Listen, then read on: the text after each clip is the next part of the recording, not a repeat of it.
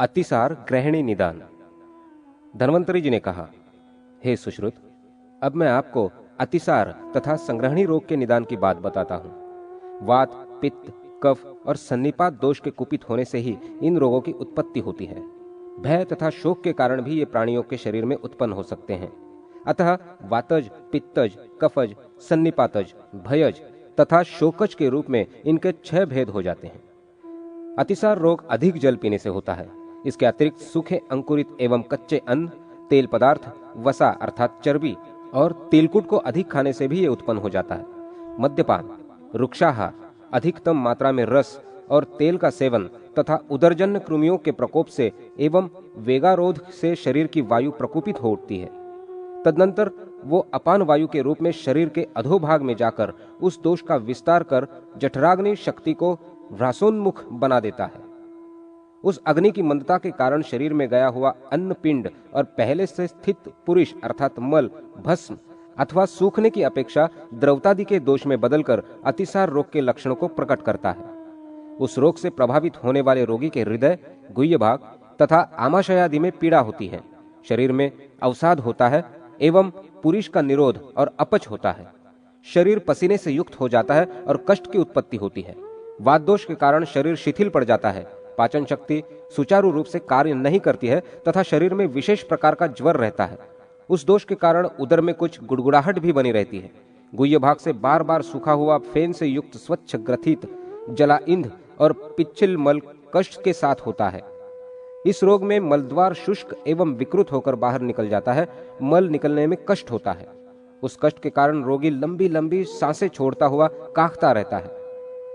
पित्त दोष से रोगी को पित्त, कृष्ण, हल्दी तथा नवांकुर तृण वर्ण रक्त के सहित अत्यंत दुर्गंधपूर्ण दस्त होता है। उसको तृष्णा, मूर्छा, स्वेद और दाह का प्रकोप भी होता है। कफजनित अतिसार रोग के होने पर गुह्य भाग में दाहपाक शूल उठता है और संताप जनित कष्ट होता है। इस रोग में मल द्रवयुक्त न होकर कठोर, भारी एवं घनीभूत रूप में गुदा भाग से बाहर निकलता है। वो पिच्छिल रहता है। उसी के अनुसार वो बहुत ही कम या अधिक मात्रा में उदर के अंदर विद्यमान मल स्त्रोत में पाया जाता है। मल निस्सारण के समय कष्ट के कारण रोगी को रोमांच, हर्ष, मिचली और क्लेश की अनुभूति होती है। शरीर के अंदर भारीपन रहता है और इसी के कारण वस्ती प्रदेश, गुदा भाग और उदर में भी भारीपन बना रहता है।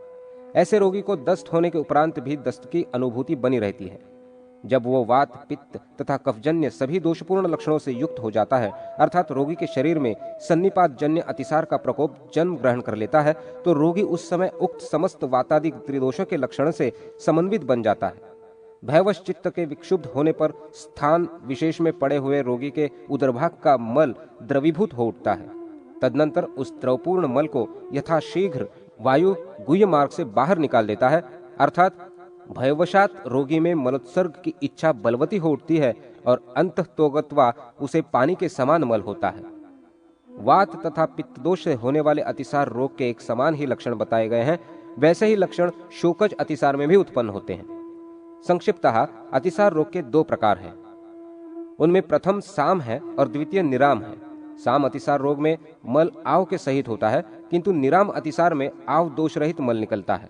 उनमें एक सरक्त होता है और दूसरा बिना रक्त का होता है। साम अतिसार में मल बड़ा दुर्गंधित होता है और जल में डालने से डूब जाता है। रोगी के पेट में गुड़गुड़ाहट, विष्टंभ वेदना और मुख प्रसेक होता है। निराम के लक्षण साम से विपरीत होते हैं। कफजन्य होने के कारण पक्व होने पर भी मल जल में नहीं डूबता है। जो अतिसार में सावधानी नहीं करता उसे ग्रहणी रोग हो जाता है। अग्निमांदता को बढ़ाने वाला अत्यधिक मात्रा में किए गए दोषपूर्ण आहार विहार के सेवन से अतिसार रोग का प्रादुर्भाव होता है। जब रोगी के शरीर से साम या निराम मल अत्यधिक निकलता है तो उसे अतिसार कहते हैं। मलोत्सर्ग अधिक होने के कारण इसकी अतिसार संज्ञा है। ये स्वाभाविक आशुकारी है। यही अतिसार जीर्ण होने पर संग्रहणी रोग बन जाता है। ग्रहणी रोग में भुक्त अन्न के अजीर्ण होने पर कभी आम सहित और कभी सान्न मल निकलता है। अन्न के जीर्ण होने पर कभी पक्व मल निकलता है, कभी कुछ नहीं निकलता और कभी बार बार बंधा या ढीला दस्त होता है। ये रोग चिरकारी होता है, इसलिए इसे संग्रहणी कहते हैं। संग्रहणी चिरकारी तथा अतिसार आशुकारी होता है। इस रोग में एकाएक मल की प्रवृत्ति का बारंबार संघात होता है अथवा वो एकाएक रुक रुक कर बाहर निकलता है। ऐसा यह संग्रहणी रोग वात, पित्त, तथा कफजन्य दोष से तो 3 प्रकार का है ही, किंतु सान्निपातिक दोष के कारण भी उत्पन्न होता है। इस प्रकार ये 4 प्रकार का हो जाता है। रोगी के शरीर में शिथिलता, अग्निमांद्य, खट्टी डकार, मुख से लालास्त्राव, धूम निर्गमवत प्रतीति, तमक, ज्वर, मूर्छा, अरुचि, तृष्णा, थकान, भ्रम, अपच, वमन, कान से भनभनाहट और अंत्रकूजन ये ग्रहणी के पूर्व रूप हैं। वातज ग्रहणी रोग में तालुशोथ, तिमिर रोग, दोनों कानों में शब्द, पसली, उरु, वंक्षण और ग्रीवा में दर्द, बार बार विसूचिका, सब कुछ भोजन की इच्छा, क्षुधा, तृषा, कैंची से कतरने की पीड़ा, अफरा, कुछ भोजन करने से स्वस्थता, फेन सहित मल, ये सब लक्षण उपस्थित होते हैं। रोगी वातज, हृदरोग, गुल्म, अर्श, प्लीहा, पांडुरोग की शंका करने लगता है। देर में कष्ट के साथ पतला या गाढ़ा, थोड़ा कच्चा एवं फेनयुक्त बार बार मल आता है। गुदा में दर्द और श्वास खांसी भी उठने लगती है। पित्तज ग्रहणी रोग में रोगी पीला पड़ जाता है। उसे पीला, नीला और पतला दस्त होता है। वो दुर्गंधित, खट्टी डकार, हृदय और कंठ में दाह, अरुचि और तृषा से पीड़ित रहता है। पित्तज ग्रहणी के होने पर रोगी का मल द्रवरूप हो जाता है और कफजन्य ग्रहणी रोग होने पर रोगी को अन्न कठिनता से पचता है। उसको छरछराहट भरा वमन होता है। उसे भोजन में अरुचि होने लगती है। उसके मुंह में दाह होता है। उसको कफयुक्त खांसी आती है। उसके हृदय में उबकाई छूटती है और जुकाम हो जाता है। उसका हृदय पीड़ित और उदर भारी सा प्रतीत होता है। उस पर आलस्य छा जाता है। उसे मीठी मीठी डकार और शरीर में शिथिलता आने लगती है। रोगी को समान या कुछ कम अधिक मात्रा में कफ से युक्त मल होता है, जो भारी तथा अम्लता के दोष से संश्लिष्ट रहता है। उस रूप में प्रायः मैथुन अशक्ति एवं रोगी की शक्ति का अधिक ह्रास होता है। इस रोग में बलवान व्यक्ति भी दुर्बल हो जाता है और उसमें रोग के सभी लक्षण दिखाई देने लगते हैं। शरीर प्रकरण के अंग विभाग नामक 3 अध्याय में जो विषम, तीक्ष्ण एवं मंद नामक 3 पित्ताग्नियां कही गई है, वो भी ग्रहणी दोष ही है। केवल समाग्नि उत्तम स्वास्थ्य के हेतु ही है। इस रोग में भी प्राणी को प्यास लगती है। अधिक मल निकलने के कारण भूख सताती है। हर क्षण शिथिल होते हुए शरीर के कारण उसके मन में विकृत चिंताएं भी बढ़ जाती हैं। समस्त रोगों का यही मल ही कारण है। इसी मल के शरीर में रहने पर प्राणी में वात व्याधि, अश्मरी, कुष्ठ, मेह, जलोदर, भगंदर, बवासीर और ग्रहणी रोग होता है। ये 8 रोग महारोग माने गए हैं। इनका निदान अत्यंत कठिन है और ये कष्ट साध्य है। मूत्राघात निदान। धन्वंतरी जी ने कहा, हे सुश्रुत, अब इसके बाद आप मूत्राघात का निदान सुने। वस्ति अर्थात पेड़ू अर्थात नाभि प्रदेश से नीचे और मूत्र प्रवाहिका के ऊपर का भाग। वस्तिशीर अर्थात मूत्र प्रवाही नली। मेंढ्र अर्थात जननेन्द्रिय अर्थात लिंग। कटी अर्थात कुल्हे के भाग के गड्ढे। वृषण और पायु अर्थात गुदा नामक शरीर के ये 6 अंग विशेष हैं, जो परस्पर एक दूसरे से संबंध और एक ही जगह ग्रथित हैं। इन सभी का आश्रय गुदा भाग में रहने वाले अस्थि विशेष के छिद्र से संबंध रहता है। पेड़ू अर्थात वस्ति अधोमुखी है। इसमें चारों ओर से सूक्ष्म शिराओं के मुखाभाग से होकर रिसाव होता रहता है। इससे वस्ति मूत्र से भरी रहती है।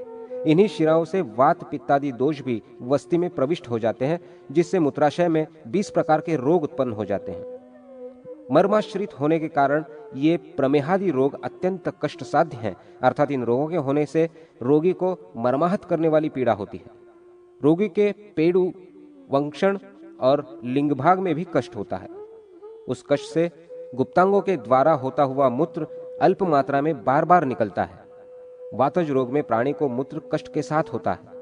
पित्तज मूत्राघात होने पर मूत्र पीला, लाल तथा दाह से युक्त हो जाता है और उसके मूत्राशय में रुके रहने पर अत्यंत पीड़ा होती है।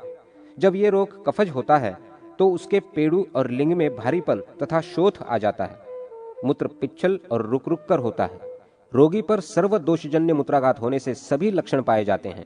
जब वायु वस्ति के मुख को आच्छादित कर कफ, मूत्र और वीर्य को शुष्क कर देता है, उस समय रोगी के शरीर में अश्मरी अर्थात पथरी नामक रोग उत्पन्न हो जाता है।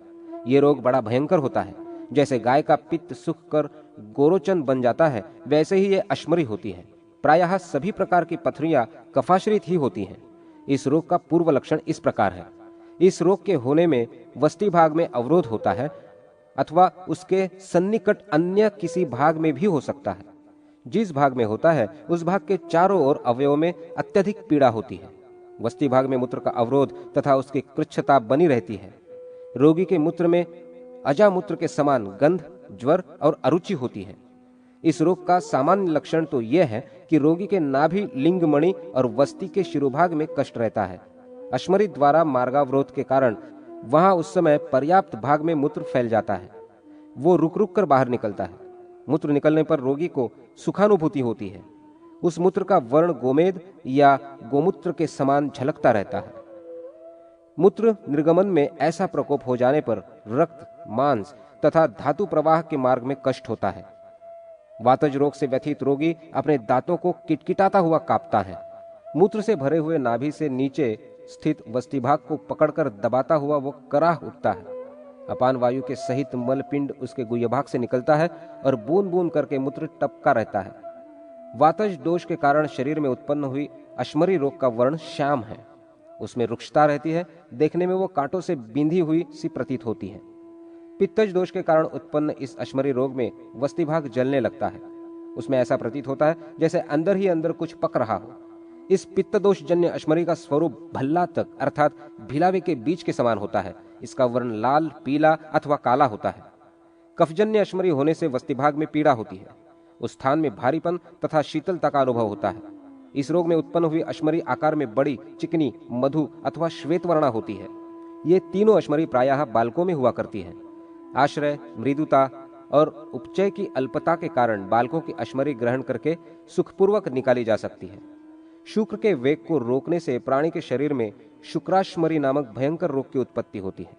जब धातु प्रवाहिका नाड़ी से गिरा हुआ अथवा कुपित वीर्य दोनों अंडाशयों के बीच रुक जाता है और लिंग मार्ग से वो बाहर नहीं निकलता, तब वहां स्थित विकृत वायु विक्षुब्ध होकर उसको सुखा देता है। उसी दोष से इस शुक्राश्मरी का जन्म होता है। इस रोग में भी वस्ती भाग में पीड़ा होती है। रोगी को मूत्र निर्गत करने में कष्ट होता है। इसका भी वर्ण श्वेत माना गया है। इसके कारण मूत्रावरोध होने से तत्संबंधी स्थानों में सूजन आ जाती है। अंडकोश और उपस्थेंद्रिय के बीच में हाथ से दबाया जाए तो वह विलीन हो जाती है। इस रोग के हो जाने पर रोगी को पीड़ा होती है।